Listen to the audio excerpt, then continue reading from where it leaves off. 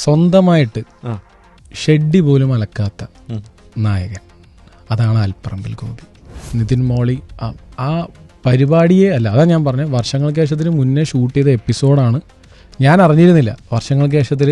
അപ്പം നിവിൻ ആ കോസ്റ്റ്യൂം ഇട്ട് വന്നപ്പോൾ എടാ ഇതല്ലേടാ ഞാൻ നിവിൻ അജു. അപ്പം അത് ഈ സിനിമയിൽ ബ്രേക്ക് ചെയ്യണമെന്നുണ്ടായിരുന്നു. അത് പ്ലാൻഡ് തന്നെ, അവർ തമ്മിൽ തെറ്റിക്കണം എന്നാണ്. പ്രൈമറി ഡിജോ എടുത്ത് പറഞ്ഞ വർഷം ഡിജോക്ക് ഭയങ്കര ആഗ്രഹമായിരുന്നു ഇത് ഹിന്ദിയിൽ ചെയ്യാൻ. ഞാനത് പറഞ്ഞിരുന്നു കേട്ടോ. നിവിൻ്റെ ഒരു സ്വതസിദ്ധമായൊരു ഇന്ന് അന്ന് പൃഥ്വിരാജ് ഇങ്ങനെ റെഡി. വർഷങ്ങൾക്ക് ശേഷത്തിലെ നിവിൻ പോളുടെ ഒരു ഡയലോഗ് നമ്മൾ അങ്ങനെ വന്നതാ. ബോംബ് ബ്ലാസ്റ്റ് ചെയ്യുന്ന സമയത്ത് പൃഥ്വി എന്താ ചെയ്ത്? പൃഥ്വിരാജ് ഇല്ലെങ്കിൽ എനിക്ക് എടുക്കാൻ പറ്റില്ല. ടെക്നിക്കൽ ടീമിന് വേണ്ടി വായിക്കാൻ ഇരിക്കുകയാണ്, റൈറ്ററും ഡയറക്ടറും എല്ലാം. കൂർക്കം വലിയൊരു കേൾക്കാം. ക്വീൻ സിനിമയുടെ ഇതാണ്. ലാലേട്ടനോട് കഥ പറഞ്ഞിട്ടുണ്ടായിരുന്നു? പിന്നെ ലാലേട്ടനോട് എനിക്ക് തോന്നുന്നു ഞാൻ 3 തവണയോളം കഥ പറഞ്ഞിട്ടുണ്ട്.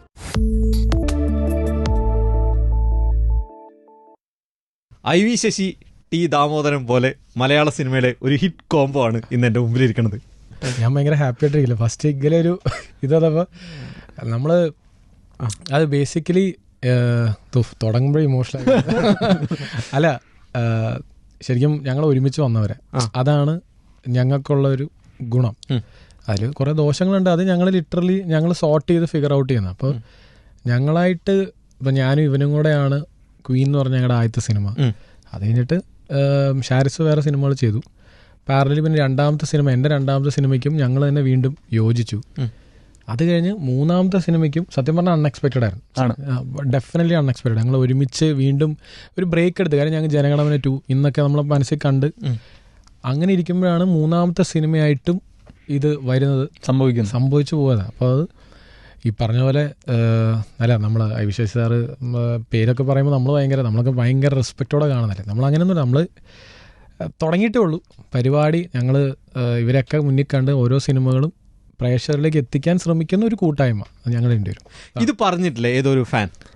ആക്ച്വലി അങ്ങനെ 2-3 പേര് പറഞ്ഞിട്ടുണ്ട്. പക്ഷേ നമുക്കത് ഒരിക്കലും ചിന്തിക്കാനേ പറ്റില്ല. നമുക്കത് കിട്ടുന്ന ഒരു വലിയ എന്താ പറയുക, ഭയങ്കര അംഗീകാരം മാത്രമാണ്. നമുക്കത് ഹാപ്പി, അത്രേ ഉള്ളൂ. പൊതുവേ ഡിജോ പടത്തിൻ്റെ ടീസറിൽ കണ്ട, ട്രെയിലറിൽ കണ്ട ഒരു 90% സീനും പടത്തിലുണ്ടാവാറില്ല. ഈ പടത്തിലും മലയാളി ഫ്രം ഇന്ത്യയിലും അതേ അവസ്ഥ തന്നെയാണോ? പൊളിച്ച് അല്ല, ഇത് ചോദിച്ച വെരി വാലിഡ് പോയിന്റ് ആണ്. അത് ഇപ്പോൾ ക്വീനിൽ സെയിം സ്ട്രാറ്റജി ആയിരുന്നു. അത് എനിക്കറിയില്ല, ഞാൻ ചിലപ്പോൾ പക്ഷേ ഓരോ സിനിമയ്ക്കും ഓരോ രീതിയിലാണ് ഞാൻ സിനിമ വെക്കാൻ ഉദ്ദേശിക്കുന്നത്. ഇപ്പോൾ 2ാമത്തെ സിനിമ ജനഗണമനയ്ക്ക്, പക്ഷേ ജനഗണമനയിൽ നമ്മൾ വെച്ച സീൻസ് എല്ലാം ആക്ച്വലി ഉള്ളതൊക്കെ നമ്മൾ ഫസ്റ്റ് പാർട്ടിൽ കാണിച്ചിരുന്നു. ജനഗണമനയിൽ കൃത്യമായിട്ട് കാണിച്ചിരുന്നു. അതിൻ്റെ ഡീറ്റെയിൽഡ് വേർഷൻ വരാൻ പോകുന്നത് പാർട്ട് 2-ലാണ്. അപ്പോൾ അതെന്തിനെന്ന് വെച്ചാൽ അതിൻ്റെ ഒരു 10 ദിവസത്തോളം എനിക്കൊന്ന് 7-8 ദിവസം ഞാൻ കൃത്യമായിട്ട് അതിന് ഷൂട്ട് ചെയ്തിട്ടുണ്ട്. അതിൽ വന്ന വേർഷനാണ് അതിൽ വന്നത്. പക്ഷെ നേരെ മറിച്ച് മലയാളി ഫ്രം ഇന്ത്യയിലോട്ട് വരുമ്പോൾ അതിൽ ഈ പറഞ്ഞതുപോലെ ആദ്യം വന്ന വേർഷൻ ഏതാ, ഞാനും നിവിനും തമ്മിലുള്ള ഒരു കോൺവെർസേഷൻ ഉണ്ട് ജിമ്മിലെ. Exactly, ജിമ്മിലെ conversation. അപ്പോൾ ജിമ്മിൽ എപ്പിസോഡ് ഫുൾ നമ്മൾ ഷൂട്ട് ചെയ്തതാണ്, പ്ലാൻ ഷൂട്ടാണ്. അത് അതിൻ്റെ ഇടയിൽ കാണിക്കുന്നത് ഏകദേശം എനിക്ക് തോന്നുന്നു ഒരു 50% സിനിമയിലുള്ളതാണ്. ഉള്ളതാണ്. ഇപ്പോൾ പറഞ്ഞ സൂപ്പർ ഹീറോ പരിപാടിയൊന്നും പടത്തിലില്ല. ബേസിക്കലി അത് നമ്മൾ ആ ചെറിയ 2-3 സാധനം മാത്രം എക്സ്ട്രാ ഞാൻ ഷൂട്ട് ചെയ്യിച്ചത്. അതല്ലാതെ ബാക്കിയത്തെ എല്ലാ എലിമെന്റ്സ്, ഇപ്പോൾ അമ്മ, മഞ്ജു ചേച്ചി, പെങ്ങള്, ധ്യാൻ, ഇതെല്ലാം പടത്തിലുള്ളതാണ്. നിവിൻ പോളിയുടെ കാര്യം ഏതുകൊണ്ടൊക്കെയാണ് നിവിൻ ഈസ് ബാക്ക് എന്ന് എഴുതിയിട്ടുണ്ട്. ഇത് നിവിൻ ഈസ് ബാക്ക് ആയിരിക്കുമോ, നിതിൻ മോളി ആയിരിക്കുമോ? അല്ലല്ല, ഡെഫിനറ്റ്ലി നോട്ട് കേട്ടോ. അതായത് ഇപ്പോൾ നിതിൻ മോളി നമ്മുടെ വർഷങ്ങൾക്ക് ശേഷം സിനിമ അതിന് മുന്നേ ഷൂട്ട് ചെയ്താണ്. ഞാൻ ജസ്റ്റ് അതൊന്ന് റെക്ടിഫൈ ചെയ്യാം. എനിക്ക് തോന്നുന്നു ഇതാണ് റൈറ്റ് ടൈം എന്ന് തോന്നുന്നു. അപ്പം നമ്മൾ ഇപ്പോൾ Malayali anthem, world Malayali anthem ഭയങ്കര റീച്ചായി. ഈ വേൾഡ് മലയാളി ആന്തം നമ്മൾ മലയാളി ഫ്രം ഇന്ത്യ എന്ന് ഈ സിനിമ തുടങ്ങുന്നതിന് മുന്നേ ടൈറ്റിൽ ഇട്ടിരുന്നു. നമ്മൾ രജിസ്റ്റർ ചെയ്ത രജിസ്റ്റർ ചെയ്ത സമയത്തെ ഞാൻ നിവിൻ്റെ അടുത്തും ലിസ്റ്റിൻ്റെ അടുത്തും നമ്മളെല്ലാവരുടെ അടുത്തും ക്ലിയർ ആയിട്ട് പറഞ്ഞു നമ്മളൊരു പാട്ടുണ്ടാവും. ബേസിക്കലി ബിക്കോസ് നമ്മുടെ മലയാളികൾക്കൊരു ആന്തം, അത് വേണം, അത് ഈ സിനിമയിലൂടെ വരും എന്ന് ഞാൻ കൃത്യമായിട്ട് പറഞ്ഞിരുന്നു. അതിനെനിക്ക് സെപ്പറേറ്റ് നിവിനെ 2 ദിവസം വേണം എന്ന് ഞാൻ പറഞ്ഞിരുന്നു. അതിൻ്റെ ഒരു ഫൺ ഡിസ്കഷൻ മാത്രമാണ് മലയാളി ആന്തത്തിന് മുന്നിലിട്ടത്. ആ കണ്ട പരിപാടിയൊന്നും പടത്തിലില്ല. വേൾഡ് മലയാളി ആന്തം, ആ മലയാളി ആന്തം പോലും നമ്മുടെ പടത്തിലില്ല. അത് ബേസിക്കലി ട്രിബ്യൂട്ട് ടു ലോക മലയാളികൾക്ക് എന്നും നമുക്ക് വെക്കാൻ പറ്റുന്ന ഒരു മ്യൂസിക്കൽ ട്രിബ്യൂട്ട്. എന്ന രീതിയിലാണ് അതിന്. പക്ഷെ അത് സിനിമയിലില്ല. പിന്നെ അത് ഞങ്ങൾ കണ്ടത് ഈ പടത്തിലേക്കുള്ളൊരു ഇൻവിറ്റേഷൻ കാർഡാണ്. തീർത്തും പറഞ്ഞാൽ ഇതൊരു സാധാരണ ഒരു മലയാളിയുടെ കഥയാണ്. നമ്മുടെ ആൽപ്പറമ്പിൽ ഗോപി, ഈ നേരത്തെ പറഞ്ഞ പോലത്തെ നിതിൻ മോളി, ആ പരിപാടിയെ അല്ല, അതാ ഞാൻ പറഞ്ഞത്, വർഷങ്ങൾക്ക് ശേഷത്തിന് മുന്നേ ഷൂട്ട് ചെയ്ത എപ്പിസോഡാണ്. ഞാൻ അറിഞ്ഞിരുന്നില്ല വർഷങ്ങൾക്ക് ശേഷത്തിൽ. അവൻ നിവിൻ ആ കോസ്റ്റ്യൂം ഇട്ട് വന്നപ്പോൾ എടാ ഇതല്ലേടാ ഞാൻ അവൻ എനിക്കറിയാം. ഞങ്ങളുടെ രണ്ടാമതൊരു ഡിസ്കഷൻ, ആദ്യത്തെ ഡിസ്കഷൻ വർക്കായതുകൊണ്ട് ഈ ഡിസ്കഷൻ അതിൻ്റെ ഒരു എൻഡിലൂടെ നമ്മൾ മുന്നേ ഇട്ടു എന്ന് മാത്രമേ ഉള്ളൂ. ബേസിക്കലി അതിൽ സോങ്ങിലേക്ക് കിടക്കാൻ വേണ്ടി ഒരു കഥ, അതല്ല ഞാൻ അറിഞ്ഞിരുന്നില്ല അത് നിവിൻ മോളി എലിമെൻറ്റ്സ് അതിൽ വരുന്നുണ്ടെന്നുള്ളത്. നമ്മുടെ സിനിമ ലിറ്ററലി ഇതൊരു ആൽപ്പറമ്പിൽ ഗോപി എന്ന് പറയുന്നതാണ് നമ്മുടെ നായകൻ. അദ്ദേഹത്തിൻ്റെ ലൈഫ് ജേണിയാണ് ഈ സിനിമ. കൃഷ്ണ സോങ്ങിന്റെ ഇടയിൽ, മലയാളി ആന്തത്തിന്റെ ഇടയിൽ ഏറ്റവും കൂടുതൽ ആൾക്കാർ കമന്റ് ചെയ്തത് 2024 നിവിൻ പോളിയുടെ വർഷമായിരിക്കും. ആദ്യം ഇപ്പോൾ വർഷങ്ങൾക്ക് ശേഷം വന്നു, നിതിൻ മോളി വന്നു, പിന്നാലെ ഈ പടമായിരിക്കുന്നു. എല്ലാവരും പ്രതീക്ഷിക്കുന്നത് ഇതൊരു വടക്കൻ സെൽഫി പോലത്തെ ഒരു പടമായിരിക്കുന്നതാണ്. ഞാൻ നിവിൻ്റെ ഹാർഡ് കോർ ഫാൻ. നമ്മളെല്ലാവരും പിന്നെ വടക്കൻ സെൽഫിയിലെ നിവിനെ ഭയങ്കരമായിട്ട് എൻജോയ് ചെയ്തത്, പ്രേമത്തിലെ നിവിനെ എൻജോയ് ചെയ്തതാണ്. പക്ഷേ ഇതെല്ലാം ആ ഹ്യൂമറിനെ ഡിപ്പെൻഡ് ചെയ്യും. ഇപ്പം ഞാൻ ഈ വെച്ച പ്രോമോ കണ്ടില്ല, കൃഷ്ണ സോങ്ങിലെ അതാണ് നമ്മുടെ പടത്തിൽ അത് പടത്തിലുള്ള പാട്ടാണ്. മുന്നേ വിട്ട ഈ 2 മെറ്റീരിയൽസും പടത്തിലില്ല. പക്ഷെ കൃഷ്ണ സോങ് കൃത്യമായിട്ടും പടത്തിൽ പ്ലേസ്ഡ്. അതിൽ നായകൻ എങ്ങനെ ഇരിക്കുന്നത്, നമ്മളിവിടുന്ന് പോസ്റ്റേഴ്സിൽ എങ്ങനെ ഒരു വിഗ്ഗൊക്കെ വെച്ച്, അതാണ് ഇവനെ പറയുന്നത്, ഓഞ്ഞ വിഗ്ഗും. ലിറ്ററലി അതാണ് നമ്മുടെ ഗോപി. ഇപ്പോൾ വടക്കൻ സെൽഫിയിലെ ഉമേഷ് നമുക്ക് ഭയങ്കര ഇഷ്ടമാണ്. നമ്മൾ ഇനിയും ഒരു ഉമേഷിനെ കാണിച്ചാൽ നമ്മൾ അവിടെ തന്നെ നിൽക്കല്ലേ. കറക്റ്റ്. അപ്പോൾ നമ്മൾ പ്രസൻറ്റ് ചെയ്യുന്ന ആൽപ്പറമ്പിൽ ഗോപിയാണ്. ആൽപ്പറമ്പിൽ ഗോപിയെ നമ്മൾ പ്രസന്റ് ചെയ്യുമ്പോൾ അത് ഭയങ്കര ഒരു എനിക്കും ഡിജോക്കൊക്കെ കണക്ട് ചെയ്യാൻ പറ്റുന്ന ഒരാളാണ് ഞങ്ങൾ വിശ്വസിക്കുന്നത്. സിമ്പിളായിട്ട് പറയട്ടെ, പറഞ്ഞോ നീ. അതായത് ഒറ്റവാക്കി പറഞ്ഞ എന്താ പറയുക, അതായത് സ്വന്തമായിട്ട് ഷെഡ്ഡി പോലും അലക്കാത്ത നായകൻ, അതാണ് ആൽപ്പറമ്പിൽ ഗോപി.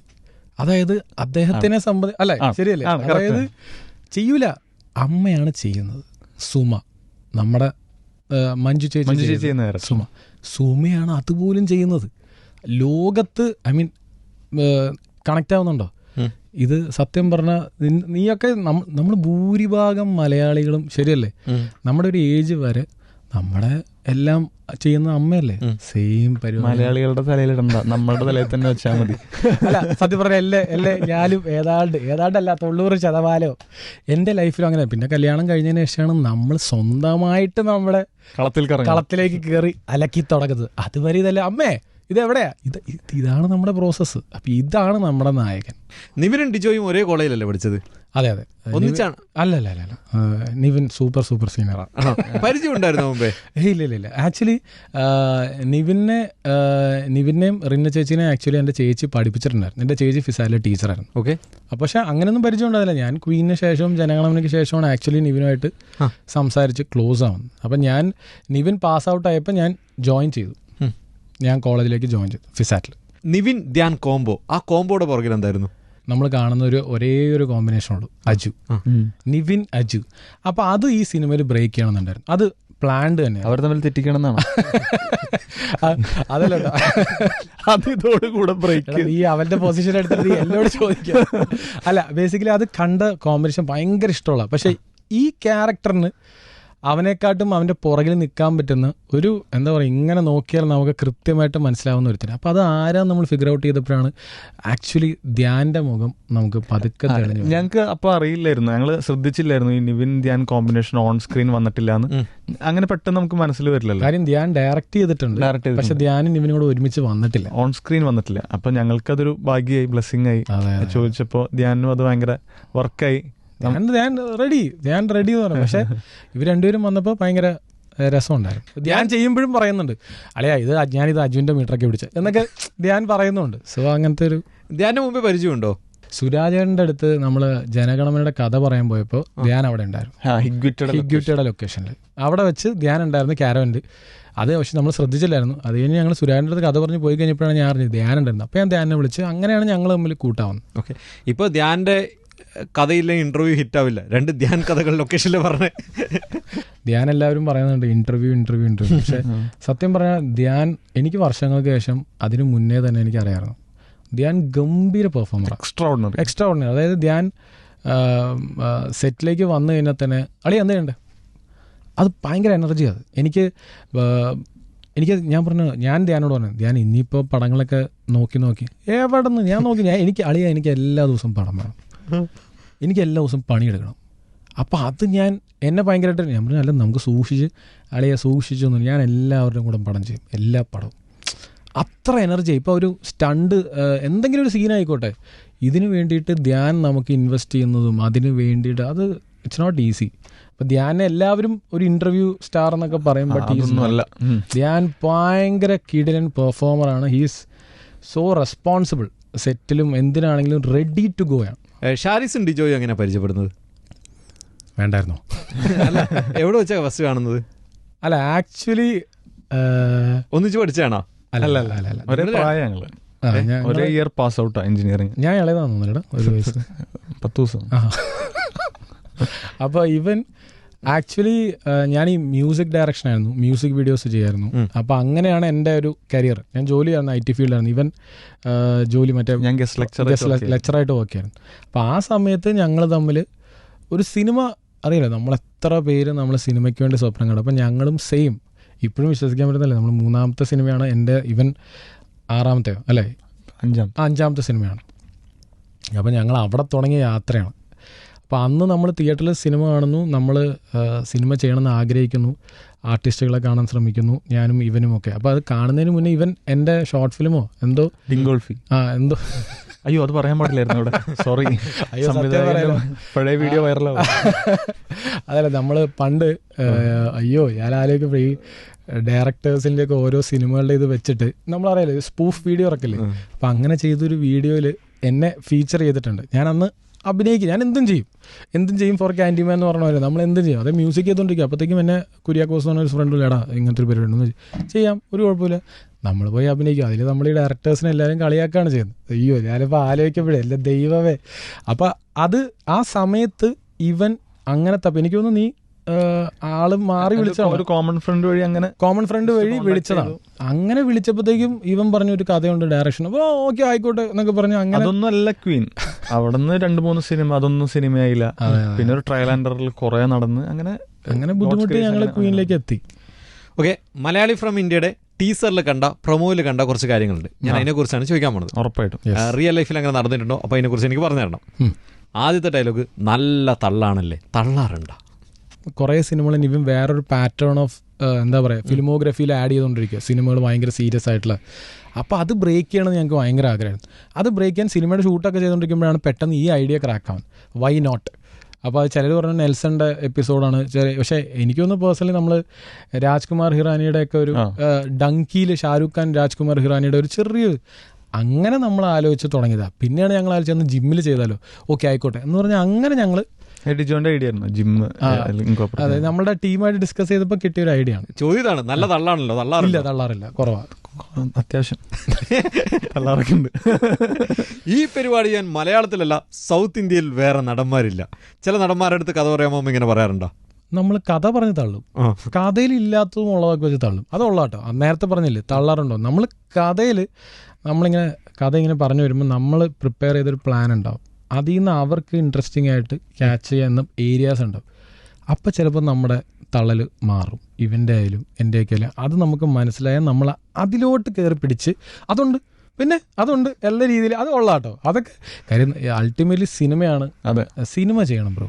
ലിറ്ററലി ഇപ്പോഴും നമ്മൾ ആദ്യ സിനിമ ചെയ്യുന്ന അതേ എനർജിയിലാണ് ഞങ്ങളൊക്കെ സിനിമ ചെയ്യുന്നത്. അപ്പോൾ ഞങ്ങൾക്ക് സിനിമ ചെയ്യണം. സിനിമ ചെയ്യാൻ ഒരു ആർട്ടിസ്റ്റിന് ഞങ്ങളുടെ കഥ അത് വെറുതെ നമ്മൾ തട്ടിക്കൂട്ടിയൊരു കഥ ചെയ്യണമെന്ന് ഒരിക്കലും ഞങ്ങൾ ആഗ്രഹം. കാര്യം സിനിമ ചെയ്യുന്നത് 100 രൂപ അല്ലെങ്കിൽ 150 രൂപ പൈസ കൊടുത്ത് കയറുന്ന ആളെ എൻ്റർടൈൻ ചെയ്യിക്കുക എന്നുള്ള ഉത്തരവാദിത്തമാണ് നമുക്കെല്ലാവർക്കും ഉള്ളത്, സിനിമ ചെയ്യുന്നവർക്ക്. അത് കൊടുക്കാൻ വേണ്ടി അത് ഏത് രീതിയിൽ എൻ്റർടൈൻമെൻറ്റ് പല രീതിയിലാവാം. ചിരിക്കാം, ചിന്തിപ്പിക്കാം, കരയിപ്പിക്കാം. അപ്പോൾ ഇതിനെല്ലാത്തിനും വേണ്ട കണ്ടൻറ്റ് നമ്മൾ പ്രിപ്പയർ ചെയ്ത് ആർട്ടിസ്റ്റിനോട് ചെല്ലുമ്പോൾ അവർക്കതിൽ ഏത് ഇഷ്ടപ്പെടുന്നു അതിൽ ഞങ്ങൾ കുറച്ചൊന്ന് തള്ളു. 35 ദിവസം ഷൂട്ട് പറഞ്ഞ് 85 ദിവസം ഷൂട്ട്. അയ്യോ അല്ലല്ല, ഞാൻ അതിൽ കൂടുതൽ ഷൂട്ട് ചെയ്തിട്ടുണ്ട്. അതെ, അത് നമ്മളൊരു പ്രാസത്തിൽ വെച്ചതാ. അതായത് 35 അത് കണ്ടതിന് ശേഷം സ്ക്രിപ്റ്റ് പറഞ്ഞപ്പോൾ ഇവനും പറയുന്നുണ്ട് 85 100 100 ചില്ലറ അല്ലേടാ. അപ്പോൾ പറഞ്ഞു ഒരു പ്രാസത്തിൽ വയ്ക്കാമെന്ന് പറഞ്ഞ് വെച്ചതാ. ശരിക്കും പറഞ്ഞാൽ എനിക്കൊന്നു അതും സിനിമ കണ്ടു കഴിയുമ്പോഴേ മനസ്സിലാവുള്ളൂ കേട്ടോ. അതായത് May 1 മലയാളി ഫ്രം ഇന്ത്യ ഇറങ്ങി കഴിയുമ്പോൾ രാഘവൻ ഉൾപ്പെടെ കണ്ടു കഴിയുമ്പോൾ രാഘവന് മനസ്സിലാവും ഇതെന്താണ്. കാര്യം ഇതിൽ ഒരു ജേണിയാണ്. ആ യാത്രയ്ക്ക് വേണ്ടതുപോലത്തെ ഡേയ്സും ലൊക്കേഷൻസ് ഇതെല്ലാം ഉണ്ട്. ഇതൊന്നും ഞാൻ കാണിച്ചിട്ടില്ല, ഞങ്ങൾ പറഞ്ഞിട്ടില്ല. ബേസിക്കലി അത് സിനിമ കണ്ടു തുടങ്ങുമ്പോൾ അവരറിയേണ്ടതാണ്. നിവിൻ്റെ വിഗിൻ്റെ പുറകിൽ അതെന്താന്ന് വെച്ച് കഴിഞ്ഞാൽ നേരത്തെ പറഞ്ഞല്ലേ, ഈ സിനിമ ആൽപ്പറമ്പിൽ ഗോപിയുടെ കഥയാണ്, അയാളുടെ ലൈഫ് സ്റ്റോറിയാണ്. അയാൾ അത് ഗോപിയാണ്. എനിക്ക് നിവിനെ ഇപ്പോൾ നമ്മൾ പറയുമ്പോൾ എല്ലാ സിനിമയിലും ഇപ്പം ഞാൻ ഇൻസ്പയർഡ് ആയിട്ടുള്ള എല്ലാ സിനിമയിലും നിവിൻ പോളി നിവിൻ്റെ ഒരു ലുക്കൊക്കെ ഓൾമോസ്റ്റ് ഇതാണ്. അപ്പോൾ എനിക്ക് ഇവിടെ ഗോപിനെ ഇറക്കണം, കാര്യം ഇത് ഗോപി ആവണം. അത് ഫസ്റ്റ് പോയിന്റ് ആയിരുന്നു. അതുകൊണ്ടാണ് ഈ പറഞ്ഞ നമ്മൾ അങ്ങനത്തെ ഒരു വീക്ക് പല ഓപ്ഷൻസ് ഉണ്ട്. അപ്പോൾ റോണക്സിനെ വിളിച്ച് നമ്മൾ 2-3 ഓപ്ഷൻസൊക്കെ ട്രൈ ഔട്ട് ചെയ്തു. നമ്മൾ ഇത് കൊള്ളാം, അപ്പോഴത്തേക്ക് ലീവിൽ അവിടെ ഇത് കൊള്ളാമല്ലേ, എനിക്ക് തോന്നി ഇത് പറയൂ. അപ്പോൾ അല്ല ഡിജോ ഇത് കൊള്ളാന്ന് പറയുമ്പോൾ സെറ്റിലെ അവസ്ഥ ഭീകരമാണ്. എല്ലാവരും അങ്ങോട്ടും ഇങ്ങോട്ടും. പക്ഷെ അതെന്താണെന്ന് നമ്മൾ പടം കഴിയുമ്പോൾ, പടം ചെയ്തു വരുമ്പോൾ, അതാണ് ഒരു ഡയറക്ടറിന്റെ കൺവിക്ഷൻ എന്ന് പറയണേ. നമ്മളൊരു നായകനെ ഏറ്റവും സുന്ദരനാക്കാന്നുള്ളതല്ലോ, ആ നായകനെ ആ ക്യാരക്ടറാക്കാന്നുള്ളത്. നോ പ്രകൃതി, ഓൺലി വികൃതി.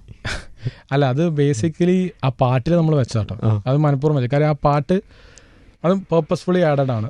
അത് ബേസിക്കലി ആ പാട്ട് കാണുമ്പോൾ അതൊക്കെ നമ്മൾ ഇൻസ്പയർഡ് പാട്ടുകളാണ്. ഇപ്പോൾ മാനേ മധുര കരിമ്പ് നമ്മുടെ മമ്മൂക്കയുടെ എന്താ കവിളിണയിൽ ലാൽ സാറിൻ്റെ, പിന്നെ ഈ പറഞ്ഞ നമ്മുടെ മേനെ പ്യാർക്കിയ ദിലീപേട്ടൻ്റെ. അപ്പോൾ ഇങ്ങനത്തെ കുറേ സിനിമകളുടെ പാട്ടുകൾ സത്യം പറഞ്ഞാൽ ഞാൻ എൻ്റെ ടൈമിൽ നമ്മൾ തിയേറ്ററിൽ നിന്ന് എൻജോയ് ചെയ്തതാണ്. പിന്നെ കുറേ നാളായിട്ട് അതൊന്നും ഞാൻ കണ്ടിട്ടില്ല. ഭയങ്കര മിസ്സിങ് ആയിട്ട് ഫീൽ ചെയ്തു. അപ്പോൾ ഞാൻ കൊടുത്ത റെഫറൻസാണ് ജെയ്ക്സ് ഭായ് ഇതാണ് നമ്മുടെ റെഫറൻസ്. ജെയ്ക്സ് ഒരു അടിപൊളി സാധനം തന്നു. അപ്പോഴത്തേക്കും നമ്മുടെ നായികയുടെ പേരും കൃഷ്ണയുടെ പുറകെ കിടക്കുന്നതാണ് കണ്ടന്റ്. നമുക്ക് അവിടെ ഒരു പാട്ട് വേണം. അപ്പോൾ ആ പാട്ട് എങ്ങനെ വേണം എന്നുള്ളതിൻ്റെ റെഫറൻസ് അടക്കം കൊടുത്തു കഴിയുമ്പോഴത്തേക്കും ജെയ്ക്സ് അതിനെ ഗംഭീരമായിട്ടാണ് തന്നത്. അപ്പോൾ അതിൽ ഈ പറഞ്ഞ വിഷ്വലിയും ഞാൻ അതിൻ്റെയൊക്കെ മാനറിസംസ് പിടിച്ച് തന്നെയാണ്. എനിക്കൊന്ന് നിവിൻ ചെയ്തിട്ടുണ്ടോ ഇങ്ങനെ പുറകെ നടക്കുന്ന പരിപാടി ചെയ്തിട്ടില്ലാന്ന് എനിക്ക് തോന്നുന്നു. ഇല്ലാന്ന് തോന്നും. അപ്പോൾ ഇതിൽ ചെറിയൊരു ക്രിഞ്ചുണ്ട്.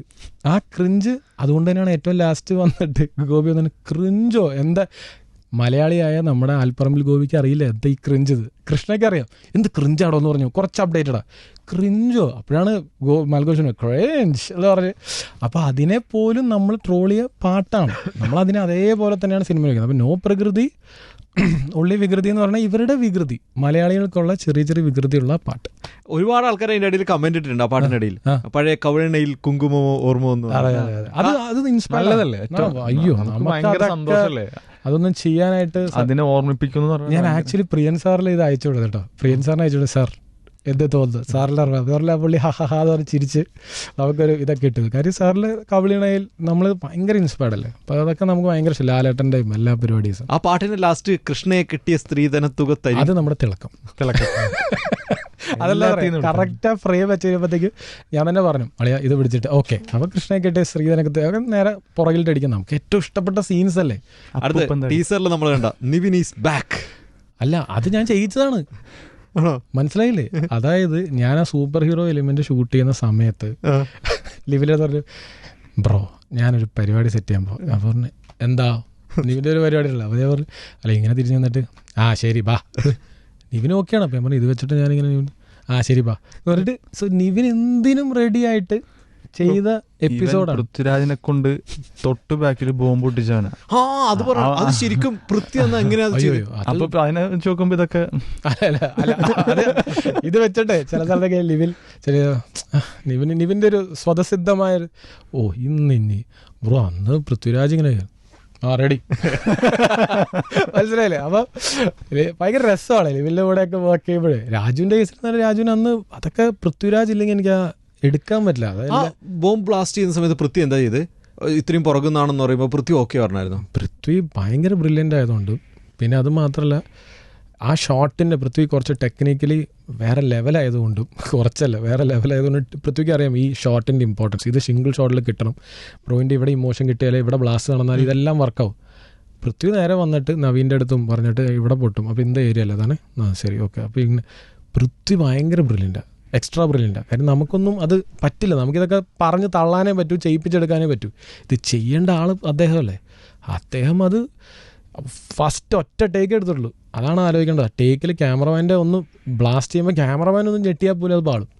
ഒരു പേർപ്പസ്ഫുൾ ജേർക്ക് നമ്മൾ വെച്ചിട്ടുണ്ട്. അതല്ലാതെ ഒരു ചെറിയ മൂവ്മെൻറ്റ് ക്യാമറയിൽ, അതല്ലാതെ പുള്ളി സ്വന്തമായിട്ട് ഞാൻ ബാക്കിൽ നിന്ന് കൗണ്ട് ചെയ്തുകൊണ്ടിരിക്കുക ക്യാമറയുടെ പുറകെ കൂടെ വരുമ്പോൾ. അപ്പോൾ എനിക്കും അത് പൃഥ്വി കറക്റ്റായിട്ട് ചെയ്തത് that is just because is Prithviraj Sukumaran, വേറെ ഒന്നുമില്ല. എപ്പോഴെങ്കിലും ഡിജോനെ നായകനാക്കി അല്ലെങ്കിൽ ഡിജോക്ക് ഒരു ക്യാരക്ടർ എഴുതണം തോന്നിയിട്ടുണ്ടോ? ഞാൻ അഭിനയത്തിന് മുന്നേ ഡിജോ ഒരു മ്യൂസിക് ഡയറക്ടർ ആവുമായിരുന്നു ഞാൻ വിശ്വസിക്കുന്നു. അവന് ഭയങ്കര മ്യൂസിക് സെൻസ് ഉള്ള ഭയങ്കര വർക്കാണ്.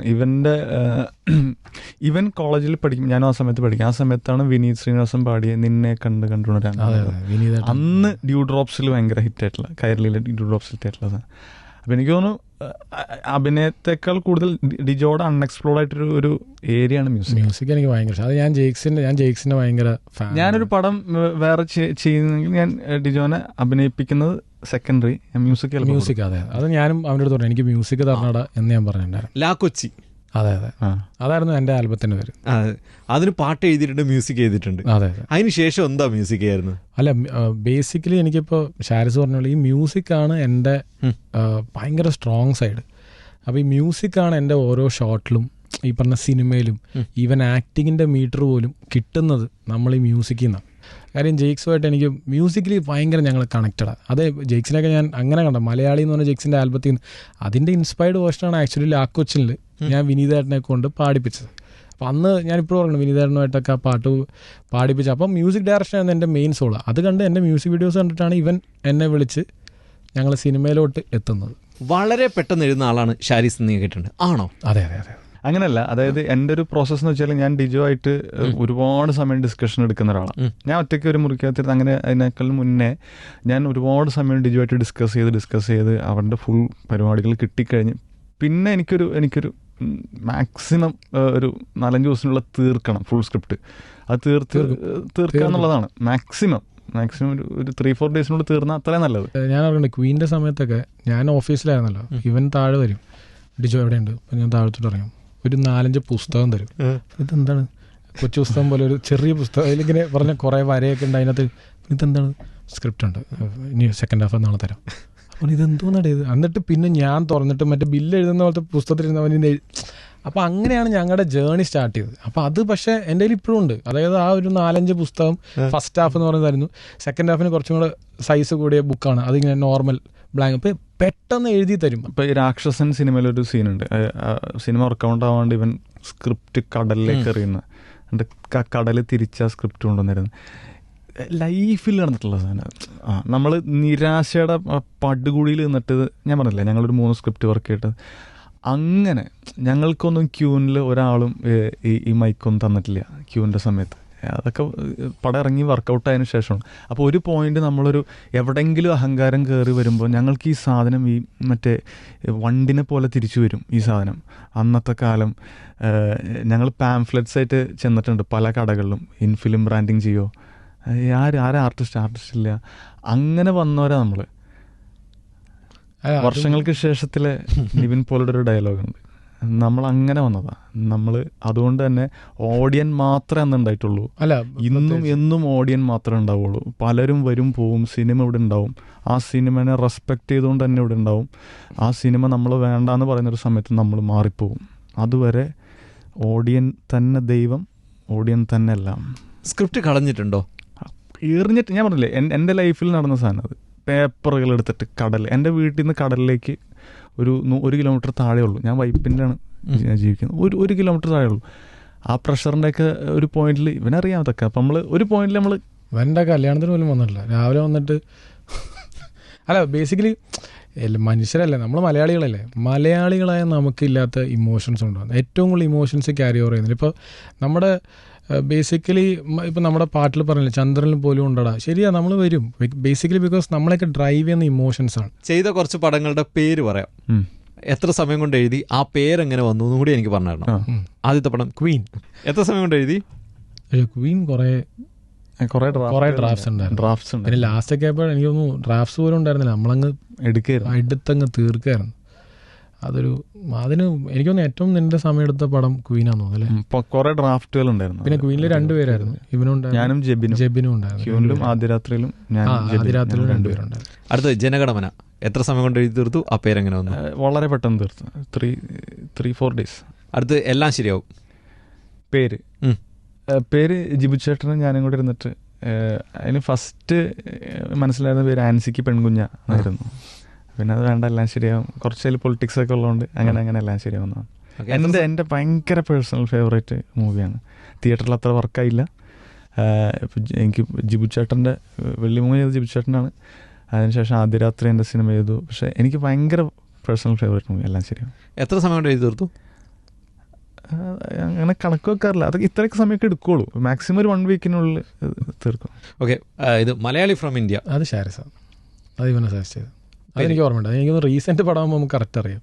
മലയാളി ഫ്രം ഇവനെ നമ്മൾ വേറെ ഒരു ടൈറ്റിലായിരുന്നു പ്ലാൻ ചെയ്തിരുന്നത്. Alpparambil Gopi from India. Gopi from India എന്നായിരുന്നു. ഇതായിരുന്നു നമ്മുടെ പടത്തിന്റെ ആക്ച്വൽ ടൈറ്റിൽ. അതാണ് ശരിക്കും. പിന്നെ നമ്മൾ ആലോചിച്ചു, പിന്നെ ഇവൻ എന്നെ വിളിച്ചിട്ട് എടാ മലയാളി ആക്ച്വലി നമ്മുടെ മലയാളിസോ അല്ലേടാ നമ്മുടെ പടം, മലയാളി അതല്ലേ, മലയാളി ഫ്രം ഇന്ത്യ. എനിക്ക് ആക്ച്വലി ആദ്യം അത് ഭയങ്കര എനിക്ക് ക്രിഞ്ചായിരുന്നു ഞാൻ ഇവനോട്. പക്ഷേ മലയാളി ഫ്രം ഇന്ത്യ പിന്നെ നമ്മൾ അന്നേ പ്ലാൻ ചെയ്തു നമുക്ക് ആന്തം മലയാളം. അപ്പോഴാണ് എനിക്ക് കപ്പടിക്കണം. നിങ്ങളെ പടത്തിൽ കണ്ട ഇപ്പോഴും ആൾക്കാർ റിപ്പീറ്റ് അടിച്ച് പറയുന്ന കുറച്ച് ഡയലോഗ് ഉണ്ട്, അതിനെക്കുറിച്ച് ഞാൻ ചോദിക്കാം. ഒന്ന്, ചോദ്യം ചോദിക്കുക തന്നെ ചെയ്യും. അത് സലീംകുമാറും പറഞ്ഞിട്ടുണ്ട്, പിന്നീട് പൃഥ്വിയും പറഞ്ഞിട്ടുണ്ട്. അത് പൃഥ്വിയുടെ അവിടെ വന്നപ്പോഴും ഞാൻ ഇവനോട് ചോദിച്ചാൽ ഇത് നമ്മൾ അവിടെ പറഞ്ഞതല്ലേ? അല്ല, ഓക്കെ. ചോദ്യം ചോദിക്കുക തന്നെ ചെയ്യുന്നുള്ളത് അതൊരു നമ്മൾ ഇന്ത്യയിൽ ജീവിക്കുന്നതിൻ്റെ ഒരു സൂചനയാണത്. അല്ലെങ്കിൽ അതിൻ്റെ ഒരു സ്വാതന്ത്ര്യവും ലിബർട്ടിയാണത്. നമുക്ക് റഷ്യയിൽ ഈ സാധനം പറയാൻ പറ്റില്ല, വേറെ ഒരിടത്തും പറയാൻ പറ്റില്ല. ചൈനയിൽ പറയാൻ പറ്റില്ല, സൗദിയിൽ പറയാൻ പറ്റില്ല. ഇവിടെയൊക്കെ ഈ പറയുന്ന കമ്മ്യൂണിസ്റ്റ് ചൈന ആവട്ടെ, റഷ്യ ആവട്ടെ, രാജഭരണമുള്ള സൗദി ആവട്ടെ, ഇവിടെയൊക്കെ റൂളിംഗ് ക്ലാസ് ഉണ്ട്. ഇന്ത്യ ആക്കുന്ന എന്താണ്? ഇവിടെ ഒരു റൂളിംഗ് ക്ലാസ്സും ഉണ്ട്, ഇവിടെ ചോദ്യം ചെയ്യാനുള്ളവരുണ്ട്. That is what democracy is. നമ്മളൊരു ജനാധിപത്യമാണെന്ന്. നമ്മൾ ഇന്ത്യയിലല്ലേ ജീവിക്കുന്നത്. അവിടെ ഏറ്റവും നമുക്ക് എല്ലാവർക്കും ഉത്തരങ്ങൾ ഉണ്ടാവണമെന്നില്ല, ചോദ്യങ്ങളാണ്. ഇപ്പം ഞങ്ങൾ ഈ സിനിമ ചെയ്യുമ്പോൾ ഈ സിനിമനെ ചോദ്യം ചെയ്യുന്നവരുടെ അടുത്ത് പോടാന്ന് പറയില്ലല്ലോ. അവർ ചോദിക്കുന്നതിൽ കാര്യമുണ്ട്. ആ ചോദിക്കുന്നതിൽ എന്തുകൊണ്ട് അവർ ആ ചോദ്യം ചോദിക്കുന്നു. ഇപ്പോൾ ജസ്റ്റ് ഒരു ഉദാഹരണം പറഞ്ഞുതരാം. ക്യൂൻ എന്ന് പറഞ്ഞ സിനിമ ഇറങ്ങിയപ്പോൾ ഞങ്ങൾ ലാസ്റ്റ് ഒരു ഭയങ്കര ഡയലോഗ് ഉണ്ട്. ഒരു സ്ത്രീയും ഒരു പുരുഷൻ്റെയും അവസരമല്ല, മറിച്ച് നമ്മുടെ ഉത്തരവാദിത്തമാണെന്ന്. അപ്പോൾ ഭയങ്കര കയ്യടി തിയേറ്ററിൽ. അപ്പോൾ അന്ന് വളരെ കുറച്ച് പേര് അതിനെ ചോദ്യം ചെയ്തു. നിങ്ങളെന്ത് പിന്തിരിപ്പനാണ് അതാണെന്നൊക്കെ പറയാൻ. അന്ന് എനിക്കത് മനസ്സിലായില്ല. ഇന്ന് ഞാൻ ആ ഡയലോഗ് എഴുതില്ല. ഇന്ന് ഞാൻ വിശ്വസിക്കുന്നു ഒരു സ്ത്രീയും ഒരു പുരുഷൻ്റെ ഉത്തരവാദിത്തമല്ലാന്ന്. എല്ലാ സ്ത്രീയും അവരവരുടെ ഒരു ഇൻഡിവിജ്വാലിറ്റിയിൽ നിൽക്കുന്നവരാണ്. എനിക്ക് ഒരു 5 വർഷം വേണ്ടി വന്നു ആ തിരിച്ചറിവുണ്ടാവാൻ. അത് ആ ചോദ്യം ചെയ്യുന്നവർക്കാണ് ഞാൻ ആ താങ്ക്സ് കൊടുക്കുന്നത്. എന്ന് പറയുന്ന ചോദ്യങ്ങളെ നമ്മൾ ഫേസ് ചെയ്യാൻ എന്തിനാണോ പേടിക്കണേ? നമ്മൾ ചോദ്യം ചോദിക്കും, നമ്മളോടും ചോദ്യം ചോദിച്ചോ. അടുത്ത് എന്താണ് അസമയം? അതൊന്നും അന്ന് സ്ക്രിപ്റ്റ് റീഡ് ചെയ്യുമ്പോൾ ഭയങ്കര ഹിറ്റായിട്ടുള്ള ഡയലോഗൊന്നും ആയിരുന്നില്ല. അതാ പറഞ്ഞത്, ചില ഡയലോഗുകൾ പറയുന്ന സംവിധായകൻ അത് എന്ത് മീറ്ററിൽ ഒരു നടനെ കൊണ്ട് ചെയ്യിപ്പിക്കുന്നു, ആ നടൻ്റെ ബ്രില്യൻസ്, ആ നടൻ്റെ ശബ്ദവിനിമയം, ഇതൊക്കെ ചേർന്നിട്ടാണ് ഓൺ പേപ്പർ. എനിക്കെപ്പോഴും ഓർമ്മയുണ്ട്, ഞങ്ങൾ സ്ക്രിപ്റ്റ് റീഡ് ചെയ്യുമ്പോൾ ഏതാണ് സമയം എന്നൊക്കെ പറയുമ്പോൾ അവിടെ കിടന്ന് ഉറങ്ങായിരുന്നല്ലോ. അയ്യോ, അത് ഭയങ്കര സത്യം. നമ്മൾ വെറുതെ പറയല്ല. നമ്മൾ ഇപ്പോഴും ചില സിനിമകളിൽ, ഇപ്പം ഞാൻ നമ്മുടെ ഈ സിനിമ ചെയ്യാൻ നേരത്തും പറഞ്ഞു നമുക്ക് എല്ലാവരും ടെക്നിക്കൽ ടീമൊക്കെ ഇരുത്തി സ്ക്രിപ്റ്റ് വായിക്കാം. ഞാൻ പറഞ്ഞു വായിക്കില്ല. ബേസിക്കലി വേറെ ഒന്നും ഉണ്ടായിട്ടില്ല.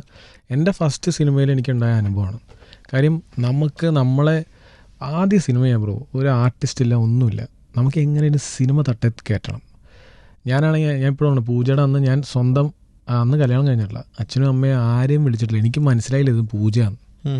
ഞാൻ നോക്കുമ്പോഴാണ് ഇവൻ്റെ പേരൻസും ജിബിൻ്റെ ഒക്കെ പേരൻസും വന്നപ്പോൾ എന്താ സംഭവം, പൂജയാണല്ലോ. കാര്യം അത്രയ്ക്ക് നമുക്കിത് എങ്ങനെ ഒരു സിനിമ വേണം, എനിക്കേ അറിയില്ല, ഞാൻ ഇങ്ങനെയൊക്കെ ഉണ്ടെന്ന് പോലും അറിഞ്ഞുകൂടാത്തൊരു. അപ്പോൾ ഈ സിനിമയുടെ ടെക്നിക്കൽ ടീമിന് വേണ്ടി വിത്ത് പ്രൊഡ്യൂസർ, നമുക്കൊക്കെ ആ പ്രൊഡ്യൂസർമാരെന്നൊക്കെ പറഞ്ഞാൽ ദൈവമാണ്. ആദ്യ സിനിമ ഞാൻ അവരുടെ പേര് എല്ലാ പടത്തിലും താങ്ക്സ് കാർഡിൽ വയ്ക്കും, ഇനി സിനിമകൾ ഉണ്ടാവുകയാണെങ്കിൽ. കാര്യം അത് ഞാൻ കീപ്പ് ചെയ്യുന്നത്. അപ്പോൾ അവരാണ് ആ സിനിമേനെ എനിക്കൊരു ഓപ്പർച്യൂണിറ്റി തന്നവരാണ്.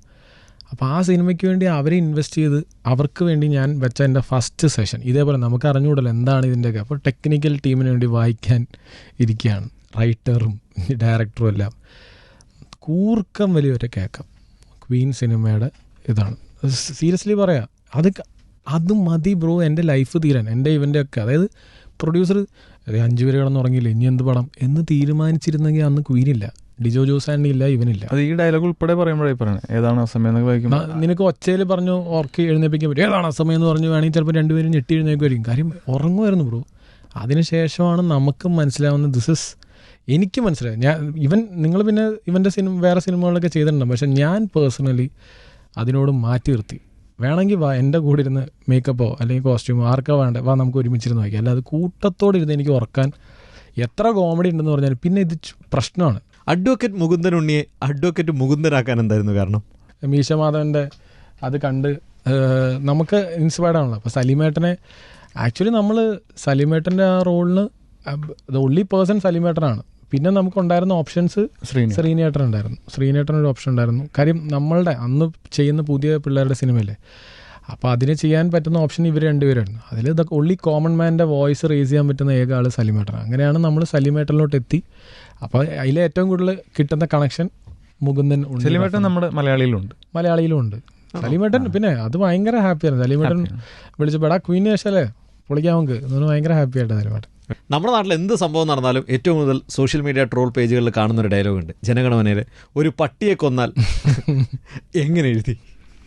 അത് സ്ക്രിപ്റ്റിലുണ്ടായിരുന്നില്ല. ഞാൻ കോവിഡ് കഴിഞ്ഞിട്ട് ഞാൻ വീട്ടിൽ നിന്ന് വരുന്ന വഴിക്ക് ഈ തെരുവ് നായ്ക്കളെ ഇതാക്കുന്ന കണ്ടിട്ട് ആ ഡ്രൈവർ പറഞ്ഞാണത്. എന്താണ് ഭയങ്കര തെരുവ് നായ ശല്യം ഉണ്ടായിരുന്ന സമയത്ത്. അപ്പോൾ പുള്ളി പറഞ്ഞു പണ്ടൊക്കെ പഞ്ചായത്തിലൊരു പദ്ധതി ഉണ്ടായിരുന്നു, ഒരു നായയെ പിടിച്ചു കൊടുത്താൽ 1 രൂപ 5 രൂപ കണ്ട് അങ്ങനെ ഉണ്ടായിരുന്നു. പിന്നെ അത് പോയി. അപ്പോൾ ചോദിച്ചാൽ എന്താ ചേട്ടാ, ഡ്രൈവറിനോട് ചോദിച്ചാൽ എന്താ ചേട്ടാ, അവർക്കൊക്കെ ചോദിക്കാനും പറയാനും ആളുടെ മോനെ. അതിൽ നിന്ന് വന്നത്. So I credit that dialogue to the driver of that car. അയ്യൂബ് എന്നാണ് പുള്ളിയുടെ പേര്, അയ്യൂബ് ഖാൻ എന്ന് പറഞ്ഞിട്ടുള്ള പുള്ളി പറഞ്ഞതിൽ നിന്നും നമുക്കൊരു അതെനിക്ക് കിട്ടിയാൽ മാത്രം പോരല്ലോ, അത് അന്ന് ഷൂട്ട് ചെയ്യാൻ നിൽക്കുന്ന ഡിജോക്ക് അത് കിട്ടണം. ഡിജോ അത് പൃഥ്വിരാജ് സാറിനെ പറഞ്ഞ് കൺവിൻസ് ചെയ്യണം. ഞാൻ അതാ പറഞ്ഞത്, ഇതൊരു നമ്മൾ പ്ലാൻ ചെയ്യാൻ നടക്കുന്ന കാര്യമല്ല ഇത്. അദ്ദേഹം ഈ പറയുന്ന 4 പേജ് ബൈഹാർട്ട് പഠിച്ച് ഇങ്ങനെ റെഡി ആക്കുന്ന സമയത്ത് ഈ ഒരു സാധനം കൂടെ എന്ന് പറഞ്ഞാൽ പുള്ളി ഇംഗ്ലീഷിലാണോ പറയാ മലയാളത്തിലാണോ പറയാ? ഇപ്പൊ ഇതേപോലത്തെ കൺഫ്യൂഷൻ ഉണ്ടെങ്കിലും പുള്ളി അപ്പൊ പറയണ ഒരു ഒറ്റ കാര്യമുള്ളൂ, റെഡി. പുള്ളി പൃഥ്വിരാജ് സാർ റെഡി എന്ന് പറഞ്ഞു. പൃഥ്വിരാജ് ഒരു രക്ഷയില്ല. അതായത് പുള്ളിനോട് നമ്മളോട് മറിച്ചു ആ റെഡി. അപ്പൊ ഞാൻ പറഞ്ഞു അല്ല 2 ഡയലോഗ് ഞാൻ വെട്ടി, ഇവിടെ 2 റെഡി, ഇതാണ് പരിപാടി. അപ്പോൾ പിന്നെ നമുക്ക് എന്തെങ്കിലും പറയേണ്ട കാര്യമുണ്ടോ? ഓക്കെ, ഇനി മലയാളി അന്തത്തിലേക്ക് വരാം. മലയാളി അന്തം കണ്ടിട്ട് ഒരുപാട് ആൾക്കാർ മെയ്ഡ് ഇൻ ഇന്ത്യ ഒക്കെ ഓർമ്മ വന്നു എന്നൊക്കെ കമന്റ് ഇട്ടിട്ടുണ്ട്. ഓർമ്മ നല്ല കാര്യം, അടിപൊളിയല്ലേ അത്. മെയ്ഡ് ഇൻ ഇന്ത്യ ഒക്കെ നമുക്ക് ഭയങ്കര, നമ്മളെയൊക്കെ എത്രമാത്രം കൊതിപ്പിച്ച പാട്ട്. ഞാനിപ്പോൾ ദൂരദർശനിലായിരുന്നു, അല്ല അത് ദൂരദർശൻ മെട്രോ അതിലൊക്കെ ഉണ്ടായിരുന്നു. മെയ്ഡ് ഇൻ ഇന്ത്യ മാത്രമല്ല, ഞാൻ ഭയങ്കര ഫാനാണ് റിനോഷിന്റെ MALLU. എനിക്ക് ഭയങ്കര ഇഷ്ടമാണ് റിനോഷിന്റെ. അത് ഭയങ്കര ഇതായിരുന്നു, ഭയങ്കര രസമായിട്ടുള്ള മലയാളി പൊളിയാടാന്ന് പറഞ്ഞത് അങ്ങനെ ഇതുണ്ട്. മറ്റേ മലയാളി പൊളിയാട അതൊക്കെ ഭയങ്കര. അല്ല അതെന്താ നമുക്ക് ഇഷ്ടപ്പെടാൻ കാര്യം മലയാളിയല്ലേ നമ്മൾ, നമുക്കിതൊക്കെ കണക്ട് അല്ലേ. സുഹേലായിട്ടും വർക്ക് ചെയ്തു, ഷാരിസിൽ രണ്ടുപേരാണ് സുഹേൽ കോയം ഞാനും. അപ്പോൾ അതിൻ്റെ അകത്ത് ഇപ്പോൾ എന്താ അപ്സൈഡ് ഡൗൺ ഒരു ദുനിയ സുഹേലാണ് എഴുതിയത്. അത് കഴിഞ്ഞിട്ട് very next stance Sharis Dubai Japan. അപ്പോൾ ഞങ്ങൾ മ്യൂസിക് ചെയ്യുന്ന സമയത്ത് ദുബായ് ജപ്പാൻ കൊറിയാന്ന് ഇവൻ പറഞ്ഞപ്പോൾ തന്നെ പറഞ്ഞത് കൊള്ളാലോ പരിപാടി. അപ്പോൾ തന്നെ മറ്റേ അപ്സൈഡ് ഡൗൺ ഞങ്ങൾ കൊടുത്തിരുന്നു. അപ്പോൾ സുഹേൽ സൈഡിൽ നിന്ന് അപ്സൈഡ് ഇതും കൊള്ളാം. അപ്പോൾ പിന്നെ എൻ്റെയും ജെയ്ക്സിൻ്റെ ഉത്തരവാദിത്തം ഇവൻ തരുന്നതും അവിടുന്ന് തരുന്നതും രണ്ടും കൂടെ ജോയിൻ ചെയ്യിച്ചൊരു പരിപാടി ചെയ്യാം. പക്ഷേ അതുക്കും മേലെ ഇത് നമ്മുടെ നാടാണ് എന്ന് വെക്കേണ്ട ഒരു വലിയൊരു തീം ഈ പാട്ടിൽ വേണം. എന്നാൽ അത് ഭയങ്കര ഇമ്പോർട്ടൻ്റ്. അത് ലിറിക്സിലായാലും ഷാരിസും സുഹേലൊക്കെ അത് വളരെ കൃത്യമായിട്ടത് എല്ലാവരെയും പ്ലേസ് ചെയ്ത് വരണം. ബിക്കോസ് ഇത് നമ്മുടെ ഒരു ആന്തമായി മാറണമെന്ന് നമുക്ക് ആഗ്രഹമുണ്ട്. കൂടാതെ എനിക്ക് പടം പ്രൊമോട്ട് ചെയ്യണം, അതുകൊണ്ട് കൂടാതെ ഇതിലൊരു കഥ പറയണം. അതിനാണ് ബേസിക്കലി സായിപ്പ്, പോൾ ബാർബർ. ഞാൻ ക്രൈസ്റ്റിൽ പഠിക്കുന്ന സമയത്ത് ഈ നോർത്ത് ഇന്ത്യൻസൊക്കെ മല്ലു എന്ന് വിളിക്കുമ്പോൾ നമ്മൾ മലയാളി അല്ലടാ എന്നുള്ളൊരു സാധനം ഉണ്ട്. അന്ന് ഓങ്ങി വെച്ചതാണ്. അന്ന് ഓങ്ങി വെച്ചെന്ന് മാത്രമല്ല, ഈ ജെയ്ക്സ് ബൈ സാധനം പറഞ്ഞപ്പോഴത്തേക്കും എനിക്ക് നമ്മൾ മലയാളി ആന്തം എന്ന് പറഞ്ഞ് ചെയ്യുമ്പോണ്ടല്ലോ, എൻ്റെ ബേസിക് ഇൻസ്പിറേഷൻ, എൻ്റെ വീട് വൈപ്പിനിലാണ്. ഞാൻ ബോട്ടപ്പ് സ്റ്റഡീഡ് ഇൻ തൃശ്ശൂരാണ്, ബേസിക്കലി തൃശ്ശൂർക്കാരനാണ്. പൂരം കണ്ടവനാണ് മലയാളി. ഓക്കെ, നിങ്ങൾ മക്കയും മദീനയും കണ്ടിട്ടുണ്ടാവും, നിങ്ങൾ കുംഭമേളം കണ്ടിട്ടുണ്ടാവും, നിങ്ങൾ ജെറുസലേമും വത്തിക്കാനും കണ്ടിട്ടുണ്ടാവും. നീ പൂരം കണ്ടിട്ടില്ലെങ്കിൽ നീ മലയാളിയെ കണ്ടിട്ടില്ല. പൂരം എന്ന് വെച്ചാൽ ഇപ്പോൾ കഴിഞ്ഞ ദിവസം നമുക്ക് കഴിഞ്ഞല്ലോ ഉള്ളൂ, ഞാൻ പൂരത്തിന് പോയ ഒന്നാളാണ്. ഈ പൂരം കഴിഞ്ഞ് നമ്മൾ ഇറങ്ങുമ്പോഴല്ലോ അടിച്ചോ, നമ്മൾ മറ്റേ നമ്മുടെ ഷർട്ടൊന്നും മണത്ത് നോക്കുമ്പോൾ ഒരു 10,000 പേരുടെ വിയർപ്പിൻ്റെ മണം ഒരു ഷർട്ടിൽ കിട്ടും. ആ വിയർപ്പിൻ്റെ പേരാണ് മലയാളി. ആ 10,000 പേരുടെ വിയർപ്പ് ഒന്നാവുക, ആ എല്ലാവരുടെയും വിയർപ്പ് ഒന്നാവുക എന്നുള്ളൊരു പ്രോസസ് ഉണ്ടല്ലോ. ആ സ്പിരിറ്റിൽ നിന്നും ഞാനും സുഹൈലൊക്കെ കൂടെ ആ എസെൻസ് വെച്ചിട്ടാണ് ഞങ്ങൾ അതിൽ കയറുന്നത്. അതുകൊണ്ടാണ് ഇത് പറയുന്നത്, ഇത് അയ്യങ്കാലയുടെ നാടാ, അയ്യപ്പൻ്റെ നാടാ, പള്ളിക്കൂടം തുടങ്ങിയ ചാവറച്ചൻ്റെ നാടാ, ഇത് നങ്ങേലിയുടെ നാടാ, ഇത് കൊച്ചുണ്ണിയുടെ നാടാ, പറങ്കിയെ വിറപ്പിച്ച കുഞ്ഞാലിൻ്റെ ചോര വീണ മണ്ണാടാ. ഈ കൂട്ടത്തിൽ ഞാൻ ചോദിക്കുന്നൊരു ചോദ്യമുണ്ട്, ഉത്തരം പറയാം ഇല്ലെങ്കിൽ ഒഴിവാക്കാം. നമ്മൾ മലയാള സിനിമ ഒളിച്ചു കിടത്തൽ എന്നൊക്കെ കുറേ പറയുന്നുണ്ട്, അതിലേക്കൊന്നും ഞാൻ വന്നില്ല. ഷാരിസിൻ്റെ ചില എഴുത്തുകളിൽ ഷാരിസിൻ്റെ പൊളിറ്റിക്സ് വരാറുണ്ടോ? പൊളിറ്റിക്സ് എന്ന് വെച്ചാൽ എനിക്ക് കൊടിയുടെ പൊളിറ്റിക്സിൽ എനിക്ക് വിശ്വാസമില്ല. മൈ പൊളിറ്റിക്സ് അന്ന് നേരത്തെ രാഘവ് ചോദിച്ച സാധനമാണ്, ചോദ്യം ചോദിക്കുക എന്നുള്ളത്. നമ്മൾ ചോദ്യം ചോദിക്കുക എന്നുള്ളതാണ് നമ്മളുടെ പൊളിറ്റിക്സ്. അതല്ലാതെ ഒരു കൊടിക്ക് വേണ്ടിയോ ഒരു പരിപാടിക്ക് വേണ്ടിയിട്ടോ അതിൽ ഞാൻ വിശ്വസിക്കുന്നില്ല. എല്ലാ കൊടികൾക്കും നല്ലതും എല്ലാ കൊടികൾക്കും ചീത്തയുണ്ടെന്ന് വിശ്വസിക്കും. അതല്ല ബ്രോ. അതിനപ്പുറത്തേക്ക് മലയാളി എന്നൊരു വികാരത്തിൽ നിൽക്കുമ്പോൾ എനിക്ക് എൻ്റെ ആ ക്രെഡൻഷ്യലിൽ എനിക്ക് ഭയങ്കര കോൺഫിഡൻസ് ഉണ്ട്. ആസ് എ മലയാളി ഞാൻ എന്താണ് ആ ക്രെഡൻഷ്യൽസിൽ ഇപ്പോൾ ഞാനും സുഹൈലും കൂടെ ചേർന്ന് ചെയ്യുമ്പോൾ നമ്മളുടെ ബാങ് ഓൺ വേണം എന്നുള്ളൊരു ഒരു പോയിൻ്റ് ആയിരുന്നത്. കുരിശും കുറിയും ഞങ്ങൾ വരയ്ക്കും, തൊപ്പിയും വയ്ക്കും, കാവ്യം കൊടുക്കും. അതാണ് മലയാളി. അത് പറയാൻ നട്ടലുള്ളവനാണ് മലയാളി. അത് പറയുകയും ചെയ്യും, അത് പറയും, പാടും. ആ പാട്ട് ലോകം കേൾക്കും. ആ പാട്ടിന് വേൾഡ് മലയാളി ആന്തം എന്ന് പറയും. അതിന് കുരു പൊട്ടുന്നുണ്ടെങ്കിൽ കൂടുതൽ പൊട്ടാനിരിക്കുന്നേ ഉള്ളൂ. അടുത്ത പടം ലാലേട്ടനെ വെച്ചിട്ടാണോ? അല്ല, പ്ലാനിങ് ആണ്. നമ്മളിതെല്ലാം എല്ലാത്തിൻ്റെയും പ്രോജക്റ്റ് വൈസ് അടുത്ത സത്യം പറഞ്ഞാൽ ഏതാന്ന് പറഞ്ഞാൽ ഞാൻ ഇതുവരെ ഈ മൊമെന്റിൽ തീരുമാനിച്ചില്ല. ലാലേട്ടനോട് കഥ പറഞ്ഞിട്ടുണ്ടായിരുന്നു? പിന്നെ ലാലേട്ടനോട് എനിക്ക് തോന്നുന്നു ഞാൻ 3 തവണയോളം കഥ പറഞ്ഞിട്ടുണ്ട്. ഷാരിസ് തന്നെയാണോ എഴുതിയത്? അല്ല, ഷാരിസ് അല്ല. പക്ഷെ നീ ലാലേട്ടൻ്റെ അടുത്ത് പോകുമ്പോ എന്നെ കൊണ്ടുപോകാറില്ല. വേറെ എല്ലാവരുടെ അടുത്തും നീ വരണോന്നൊക്കെ ചോദിക്കും. ലാലേട്ടൻ്റെ അടുത്ത് വന്നിട്ട് അല്ല, ലാലേട്ടൻ്റെ അടുത്ത് ആക്ച്വലി ഞാൻ വർക്ക് ചെയ്തിട്ടുണ്ടല്ലോ, ഞാൻ ആഡ്സ് ഒക്കെ വർക്ക് ചെയ്തു. അപ്പോൾ എനിക്കറിയാം ലാൽ സാറിന് ഭയങ്കര കാര്യമായിട്ട് പേഴ്സണലി അറിയാം. അപ്പോൾ ആദ്യത്തെ കഥ പറഞ്ഞു, ലാലേട്ടൻ അത് വർക്കായില്ല. അപ്പോൾ രണ്ടാമത്തെ കഥ നമ്മൾ പെട്ടെന്നങ്ങ് പറഞ്ഞാൽ വർക്കായില്ല എന്നൊക്കെ പറയും. പക്ഷേ ലിറ്ററലി കുറേ നേരം ഇരുന്ന് ചർച്ചയും ഒക്കെ വെച്ചു. രണ്ടാമത്തെ സിനിമ ആക്ച്വലി അതും വർക്കായില്ല. പക്ഷേ മൂന്നാമത്തെ സിനിമ പറഞ്ഞപ്പോൾ ഇങ്ങനെ ചർച്ചകൾ നടക്കുന്നു, അതിൻ്റെ ഒരു സ്റ്റേജസ് ഇങ്ങനെ മുന്നോട്ട് പോയിക്കൊണ്ടിരിക്കും. ഓക്കെ, പള്ളിച്ചട്ടമ്പി എന്ന് പറഞ്ഞൊരു പടം ഉണ്ട്. അത് ടൊവിനോനെ വെച്ചിട്ട് അത് സ്റ്റാർട്ട് ചെയ്യുന്നുണ്ട്. ആണോ? പോസ്റ്ററൊക്കെ ഇറങ്ങിയിട്ട് ഒരു 3-4 വർഷമായിരുന്നു. ചെയ്യണ്ടേ ബായ്, ഇതൊക്കെ നടപടി ആവണ്ടേ, ഇതൊക്കെ അല്ല ഭയങ്കര വലിയ സിനിമയാണ്. അപ്പോൾ അത് പ്രോബ്ലി ഞാൻ ജാനുവരി സ്റ്റാർട്ട് ചെയ്യും. കിഡിലം പരിപാടിയാണ്. അപ്പോൾ അത് എനിക്കറിയാം. ജസ്റ്റ് ഞങ്ങൾ അല്ലല്ല സുരേഷ് ബാബു എന്ന് പറഞ്ഞു, സുരേഷ് ഏട്ടനാണ് റൈറ്റർ. അപ്പോൾ അത് ഇറ്റ്സ് എ ബിഗ് ഫിലിം. അപ്പോൾ അതിന് അതുപോലെ നമ്മൾ ടൈം ഇൻവെസ്റ്റ് ചെയ്യണം. അത് പ്രോബ്ലി അടുത്ത കൊല്ലം സ്റ്റാർട്ട് ചെയ്യാനിരിക്കുകയാണ്, ഏർലി നെക്സ്റ്റ് ഇയർ. അതിന് മുന്നേ ജനഗണമന 2 ഉണ്ടാവുമോ? ജനഗണമന 2ൻ്റെ ഡിസ്കഷൻസും റൈറ്റിംഗ്. ഇപ്പോൾ ആക്ച്വലി ഈ ആഴ്ച രാജുവിനെ ഒന്ന് ഞങ്ങൾ അതിൻ്റെ ഒരു പരിപാടി പറയാനിരിക്കുകയായിരുന്നു ബേസിക്കലി. പക്ഷേ എനിക്കൊന്ന് എംബ്രാൻ്റെ ഷൂട്ടും അങ്ങനെ രാജുവും തിരക്കാണ്. പിന്നെ നമ്മുടെ ഈ പടത്തിൻ്റെ ഈ പരിപാടി ഉള്ളതുകൊണ്ട് കാണാൻ പറ്റിയില്ല. അതല്ലെങ്കിൽ ഒരു പക്ഷേ നമ്മളത് ഗ്രീൻ ഫ്ലാഗോടുകൂടി ഇമ്മീഡിയറ്റ്ലി സ്റ്റാർട്ട് ചെയ്യേണ്ടതാണ്. ഇപ്പോൾ ഓൾമോസ്റ്റ് നമ്മുടെ റൈറ്റിംഗ് പ്രോസസ്സ് ഒരുവിധം ഞങ്ങളുടെ ഡിസ്കഷൻ ഫേസ് ഒന്ന് തുടങ്ങി ചാലുവായി. ഓൾമോസ്റ്റ് ഒരു 60-70% കഴിഞ്ഞു. ഇനിയൊന്നു രാജുവിനെ ഒന്ന് കാണാം, ബാക്കി നെക്സ്റ്റ് സ്റ്റെപ്പിലോട്ട് നീങ്ങാമെന്നാണ് വിചാരിച്ചത്. ഡെഫിനറ്റ്ലി ജനഗണമന 2 എല്ലാവരും പറയുന്നുണ്ട് അതെപ്പോഴാണ്. അപ്പോൾ അവർക്കുള്ളൊരു ഉത്തരം എന്ന് പറഞ്ഞാൽ ജനഗണമന 2 ഈസി ഗെയിമല്ല. ജനഗണമന നിങ്ങൾക്ക് എത്രത്തോളം എക്സൈറ്റ്മെൻറ്റ് തന്നോ അതിലേറെ റെസ്പോൺസിബിലിറ്റിയാണ് എനിക്കും ഇവനും ഞങ്ങൾക്ക് എല്ലാവർക്കും. അപ്പം അത് ഞങ്ങൾ ഡെലിവറി ചെയ്യണമെങ്കിൽ ഞങ്ങൾക്ക് സമയം വേണം. അപ്പോൾ ആ സമയം എടുത്ത് തന്നെ ഞങ്ങൾ വരവ് ഒരു ഗംഭീര വരവായിരുന്നു. ഞങ്ങൾ as of now we are in the world of Gopi. ഭയങ്കര അതെ. പക്ഷെ അതാ ഞാൻ പറയുന്നത്, ജനഗണമനയുടെ ആ ഒരു ഫയറിൽ നിന്ന് ഞാൻ നേരെ തിരിച്ച് ഗോപിയിലേക്ക് വരുമ്പോൾ ഇവൻ പോലും വിചാരിച്ചില്ല ഞാനത് വാണ്ടിങ് ആണ്. ഇവൻ സത്യം അത് ഇവനൊട്ടും പ്രതീക്ഷിച്ചില്ല. കാര്യം ഇവൻ മാത്രമല്ലടാ, നീ മാത്രമല്ല, പൊതുവെ എന്നെ വിളിക്കുന്നത് സോഷ്യൽ മെസ്സേജ് ബേസ് ചെയ്തൊരു കഥയുണ്ട്. അപ്പം ഞാൻ പറഞ്ഞു അല്ല എന്താ പറഞ്ഞു അല്ലെ, എനിക്കങ്ങനെ മെസ്സേജ് കൊടുക്കുക, നമ്മൾ സിനിമേനെ കാണുന്ന സിനിമയിലൂടെ ഒരു എനർജി കൊടുക്കുക എന്നുള്ളത് നമ്മൾ ഉദ്ദേശിക്കണം, അല്ലാണ്ട് മെസ്സേജ് കൊടുക്കുക നമ്മൾ ആരുമല്ലപ്പം. അപ്പോൾ ഇവനെൻ്റെ അടുത്ത് ഇങ്ങനെ ഒരു ചെറിയൊരു എന്ന് പറഞ്ഞ് ഇവൻ വേറെ എന്തോ ആയിരുന്നു ഇവൻ്റെ ഉള്ളിലെ പ്ലാൻ, ബേസിക്കലി സംതിങ് എൽസ്. അപ്പോൾ അത് ഇവൻ എൻ്റെ അടുത്ത് എന്ന് പറഞ്ഞപ്പോൾ ഞാൻ പറഞ്ഞു ഇത് ഭയങ്കര രസമില്ലേ, ഇതൊരു അല്ല പക്ഷെ നീ അങ്ങനെ അല്ലല്ലോ. ഞാനെന്താ വിലയില്ല അവള് അങ്ങനെ പറഞ്ഞ് എനിക്കത് ഇഷ്ടപ്പെട്ടിട്ടാണ്. അപ്പോഴാണ് നിവിനുമായിട്ടുള്ള ഒരു കോൺവെർസേഷൻ തുടങ്ങുന്നത്. അപ്പം നിവിൻ്റെ അടുത്ത് പോയി, അപ്പം ഞാൻ ഇവരോട് തുടങ്ങി നമുക്ക് നിവിൻ്റെ അടുത്തൊന്ന് പറഞ്ഞാലോ, പറയാം. അങ്ങനെ നിവിൻ്റെ അടുത്ത് പോയാണ് നമ്മളത് പ്രസന്റ് ചെയ്യുന്നത്. ഇതിന്റെ ഒരു പ്രൈമറി വെർഷൻ, പ്രൈമറി ഡിജോ എടുത്ത് പറഞ്ഞ വെർഷൻ ഡിജോക്ക് ഭയങ്കര ആഗ്രഹമായിരുന്നു ഇത് ഹിന്ദിയിൽ ചെയ്യാൻ. ഞാനത് പറഞ്ഞിരുന്നു കേട്ടോ. ഇതിന്റെ ഒരു പ്രൈമറി വെർഷൻ ആണോ? We are talking about Malayali from India, പക്ഷെ ഇതിന്റെ ഒരു പ്രൈമറി വെർഷൻ ഉണ്ട്. ബേസിക്കലി ബിക്കോസ് എനിക്കൊരു നമ്മളെല്ലാം ആഗ്രഹിക്കുന്ന ഓരോ സിനിമയും ബേസിക്കലി ഇപ്പോൾ പറഞ്ഞ പോലെ നമ്മൾ ഇന്ത്യൻ ലെവലിൽ പ്ലേസ് ചെയ്യാന്നുള്ളൊരു ആഗ്രഹം നമുക്കുണ്ടല്ലോ. ഈ ചെറിയ പടം ക്വീൻ ആയിക്കോട്ടെ, ജനഗണമന, ഏത് സിനിമയാണ്. അപ്പോൾ ഇത് ഇവരെൻ്റെ അടുത്ത് ആദ്യം പറയുമ്പോഴത്തേക്ക് ഞാൻ പറഞ്ഞാൽ ഇത് നമുക്ക് ഹിന്ദിയിൽ ചെയ്താൽ ഭയങ്കര രസമല്ലേ എന്ന് ഞാൻ ഇവൻ്റെ അടുത്തുണ്ട്. എലമെന്റ് അത് ഭയങ്കര വർക്കല്ലേ, നമുക്ക് അങ്ങനെ വർക്കൗട്ട് ചെയ്താലോ, ഒരു ഹിന്ദി സിനിമയായിട്ട് നമുക്ക് വന്നല്ലാന്ന് ഇവൻ്റെ അടുത്ത് പറഞ്ഞു. അങ്ങനെ ഒരു തോട്ട് ഉണ്ടായിരുന്നു. പക്ഷെ പിന്നീട് നമ്മൾ വർക്ക് ചെയ്ത് വന്നപ്പോഴാണ് it has to be in Malayalam only in Malayalam. അതാണ് ചോദിക്കാൻ വന്നത്, ഇതിന് ഹിന്ദിയിൽ ഉണ്ടാവുമെന്നാണ്. അല്ലല്ല, നമ്മള് ഈ സിനിമ അതിന്റെ പ്രോമോയിൽ വെച്ചിട്ടില്ലേ, തമിഴ്, തെലുഗു, കന്നഡ, ഉറുദു ഒക്കെ വെട്ടി ഓൺലി ഇൻ മലയാളം. ഈ സിനിമ ഈവൻ മലയാളി ആന്തം പോലും ശ്രദ്ധിച്ചറിയാം. കോവിഡിന്റെ സമയത്തൊക്കെ ഉണ്ടല്ലോ ശരിക്കും പേടിച്ചു പോയി.